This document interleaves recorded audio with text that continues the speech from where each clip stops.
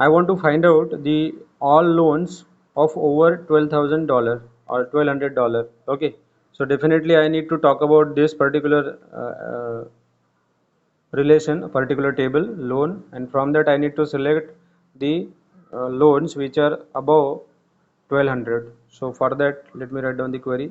So I need to select the amount, right? I need to select the loan from where amount is greater than 1200. In this way the query will be there. These are the simple queries, already you are knowing it. Then the another one, find the loan number for which, find the loan number for which, for each loan of an amount greater than 1200. Again the same scenario is there, but here I need to do what? I need to find out the loan number, right? So here I can use, now the here whatever here I have written, the same query I have written as like this, right? But I am going to project the loan number because I am focusing on, or I want to find out the loan number. That's why project loan number where loan amount is greater than 1200, and I am referring to this particular, at this particular relation or this particular table loan. Okay, then one more example is there. I want to find out the names of all customers who have loan, an account, or both. So I definitely I need to refer to the borrower because I am talking about loan, right? So this I need to talk about. First thing is loan. I need to spoke about borrower, and then I need to talk about depositor. Why depositor? Because he is talking about loan and he is talking about an account also, right? So who is having an account in the bank? Who is depositor? That's why the name, the account also, the depositor also I need to take into consideration. Now what I need to do, I am doing the union of both, right? I am going to select the customer name, sorry, project the customer name from the borrower, means this relation, and I am going to take the customer name, I am going to project the customer name from this particular relation also, right? And I am doing the union of both so that I will get the names of all customers who are either having a loan or a account or both. Okay, then there are more queries are there, so I will not waste the time in discussing this again.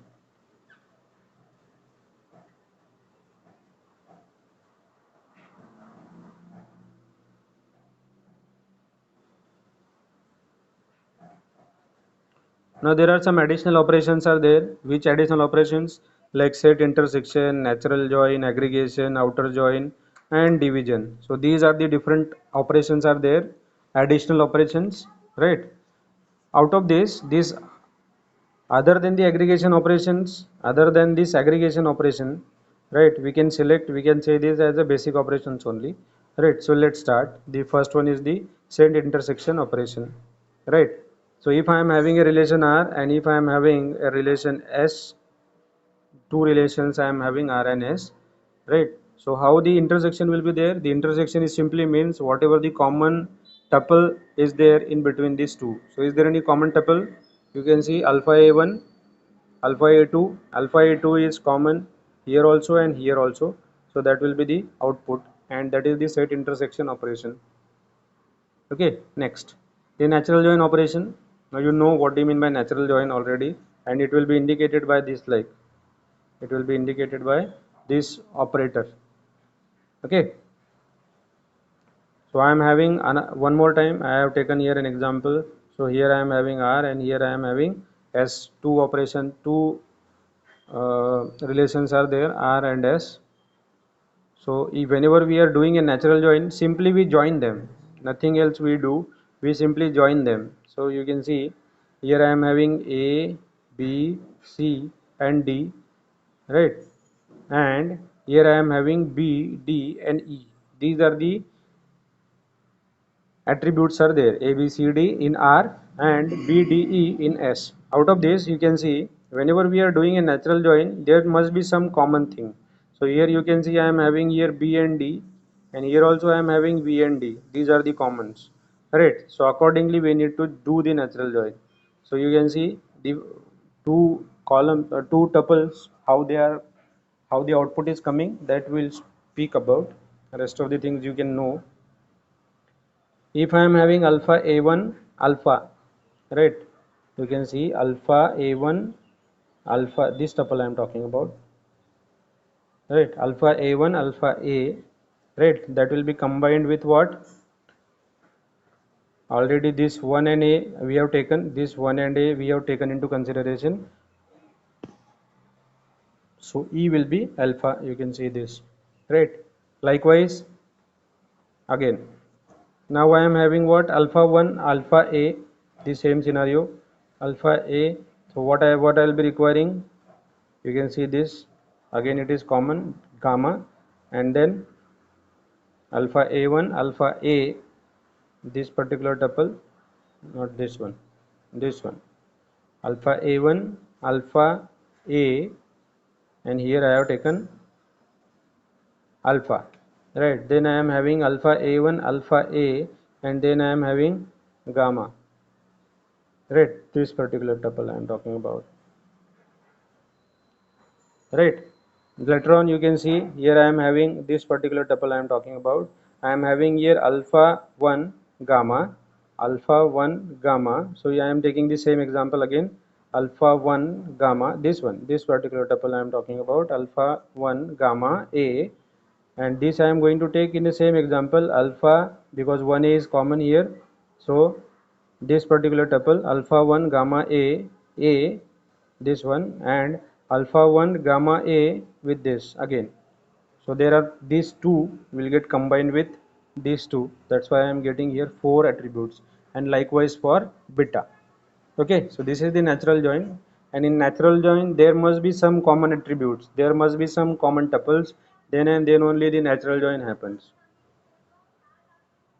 Okay, whatever I have told you, that is nothing but the theoretical part of this, right. So let R and S, from let R and S be relation from R and S respectively, then R natural join S is a relation on schema R inter R union S, such that each pair of tuples TR from R and TS from S, right. Then if TR and TS have the same value on each of the attributes in R intersection S, add a tuple T into the result. As I have told you, we will be requiring what? There must be a common attributes. So that's what he is saying. There must be a common attributes whenever we do the natural join. Then here I have taken the example of bank, whatever we have spoken about just now. So I think it is not required, just for the sake of understanding we are doing it. Then I am having aggregate functions and operations. So you already know which are the different aggregate functions: average, mean, max, sum, count. All these are the aggregate functions, and we generally use this to represent the aggregate functions, right. And to whichever attributes we want to apply the aggregate operation, we generally write in this way. So you can see g1 comma g2 comma up to gn, and the aggregate function is applied on whichever the attributes of those, whichever the attributes on which we want to apply the aggregate functions, and from whichever the relations we want to select. In the example you will have a very clear idea. If I want to do a sum, if I want to do a sum, this is my relation R, and I want to do the sum of C, means the sum of all these what I can say, all the column or the column C, whatever the tuples are there, or whatever the values of those attribute, I want to do the sum. So I will get 27 here. 7 plus 7 plus 3 plus 10, it comes out to be 27. This is the aggregate function, which is nothing but sum. Then one more example I have taken. If I want to do the sum of balance, right, you can see this is the sum of balance, but what he is saying, I want to do the, I want to have branch name also. So branch name is aggregated with sum, so that's why whatever the balance here I am having, the balance along with the branch name I am writing here. So you can see one more thing, here I am having the same branch, Perry Ridge and Perry Ridge. So I am going to add this 400 and 900 together. That comes out to be 1300. And then these two again, Brighton and Brighton, are the same branch name. So I am going to combine this 750 and 750. That comes out to be 1500. And lastly, this Redwood, that will be printed as it is. So there will be the output like this, right? And this is my account relation. Okay, this is the aggregate function. Then sometimes we will be requiring, we need to rename the operation, right? Sometimes we will be requiring the aggregate functions to be renamed. So in that way, in that scenario, we can rename that. For example, just now we have seen the branch name is aggregated with the sum, right? The branch name is aggregated with the sum, right? So it can be renamed as sum balance, and the relation is again account, right? Just now we have seen here, you can see the branch name and sum has been aggregated together, right? Means printed together. I want to have projection there, I want to select them combinedly, but what I want to rename as, I can rename it as sum balance. Okay, then there is an outer join. There are certain join operations apart from natural join, right? The one is outer join, right? It is an extension of the join operation, but this outer join avoids the loss. Whenever we are joining some attributes, so whenever we are joining the tables, the relations, at that time there might be a possibility that some attributes or some loss of the data may happen. So that can be cleared, or that can be avoided by using the outer join. So let's speak. Example is, I am having a relation loan, right? I am having a relation loan where I am having three attributes: loan number, branch name and account. Loan number, branch name and account, and there are the attributes, there are the tuples present, you can see. And I am having one more relation, that is nothing but borrower, and there I am having two attributes: customer name and loan number, right? Then I am going to refer this PPT again, this particular, what I can say, two relations again and again in the next slides. So if required, I will come back. Now I want to do what? I want to do the outer join, the simple outer join. And the simple outer join, what happens in simple outer join? See here, whatever the attributes are there, these two attributes you can see, these two relation, loan and borrower. This loan and borrower, these two I am talking about. This is my loan, this is my loan relation, and this is my borrower relation that I am referring there. So you can see in loan and borrower, if I am doing a outer join, right, what will happen? What will be in the output? I will be having, it is the outer join, again it is a join, it is like natural join only, right? But there is a little bit difference because the loss of the data will be there. So how, see, if I am doing a outer join, so I will be having loan number. What is the common part here? You can see, if I am doing here this loan as L, and if I am doing this borrower as B, so and if I am applying L outer join with B, right? So what will happen? I'll be requiring, what is common? This loan number is common. You can see this particular part, this loan number is common here. So depending on that only I need to do, right? Now out of this, where I am having the common attribute, where I am having the common tuple, here I am having 170, here also I am having 170, right? That's why in combined terms, what I will get? I will be getting the loan number, branch name, amount and customer name, right? So loan number will be 170, branch number will be downtown, amount will be 3000, and customer name will be Jones, right? This one tuple. Then second tuple I am having L230, the branch name is Redwood, amount is 4000 and name is 230. But now the third tuple, you can see here I am having the loan number as 260 and here I am having the loan number as 155. That's why this particular tuple will not be there in the output. Now you can see, I will show you the output also. Here I am having only two tuples, L170 and L230, downtown 3000 Jones, L230 Redwood 4000 Smith. Only two tuples will be there. Now let us see one more, the extension of this, that is called as the left outer join. In left outer join, what happens? Let me come back here. In left outer join, if I am saying it as L and if I am saying it as B, so L, the left outer join will be indicated by this. This is left outer join.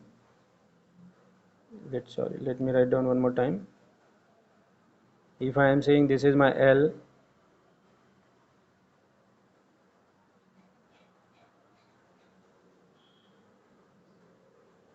right, left outer join L, and here I am having, this is why it is left outer join, because I am indicating with the help of left uh,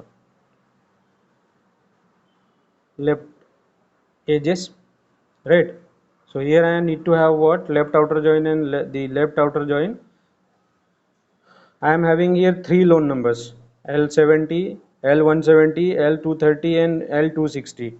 Those all three I am going to consider, right, in my result. So you can see in the result I will have all three, L170, L230 and L260, but the customer name is not available for 260 because इस नाम का कोई customer नहीं, there is no customer available with the loan number 260. You can see, if I am talking about 260, so 260 loan number is available with the Perry Ridge branch and the amount is 1700, but there is no loan number with 260 in my borrower relation. That's why I'll be getting the output like this. Okay,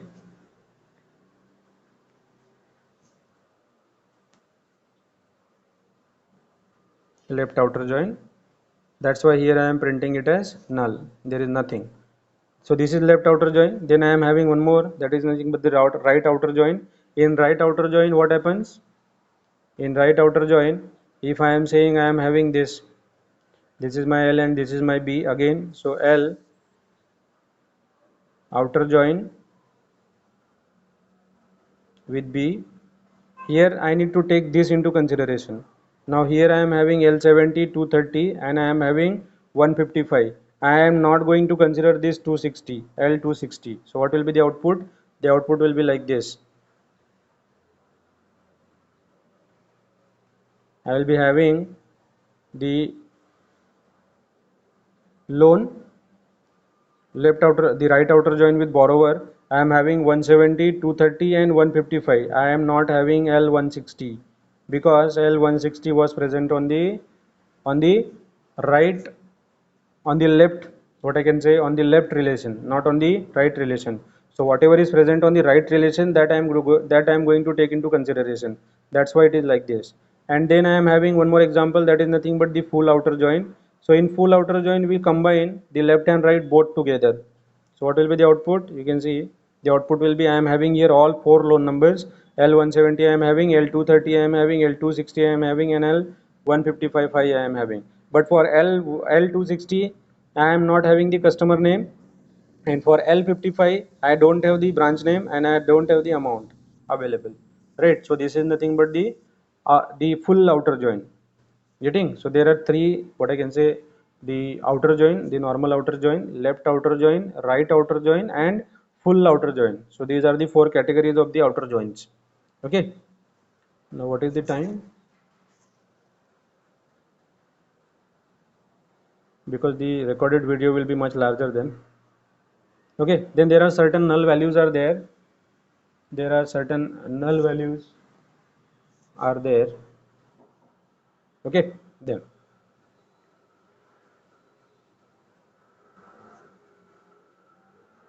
Null values you know already, I hope so, because here I am using the null values in the table, so that you are already knowing. Here I am using null. Null means what? There is nothing, empty. Then I am having a division operation, right? In division operation, what I'll require, one example in a quicker way I will take and then we'll bind up. If I am taking R and S, if I am having a relation R, if I am having a relation R, and if I am having another relation S, right, then here I am talking about what? R and S be the relations on the schemas R and S respectively, right?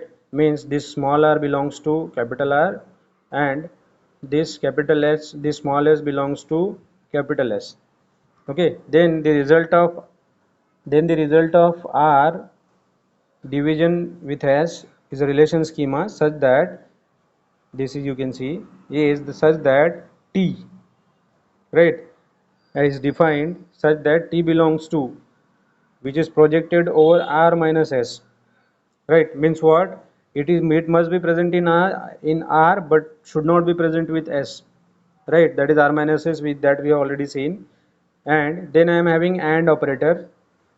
You can see here I am having AND operator, and for every U belongs to S such that TU belongs to R, right?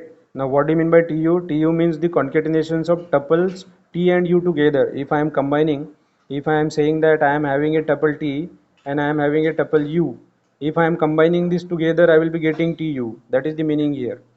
Okay, so let me try to make you understand with the help of an example. If I am saying I am having a relation R and I am having a relation S, right, and there are number of tuples are there in relation R, right? Now you can see if I am doing R minus S first, so what I will get? It is present in R but it should not be present in S, right? Means what? This only R1 and alpha 1 alpha 2, and here somewhere I am seeing 1 and 2, that will be coming out, right? But one more terminology is there, that is nothing but for every tuple, for every U belongs to S such that TU belongs to R. That's why I will be getting the output like this. Okay.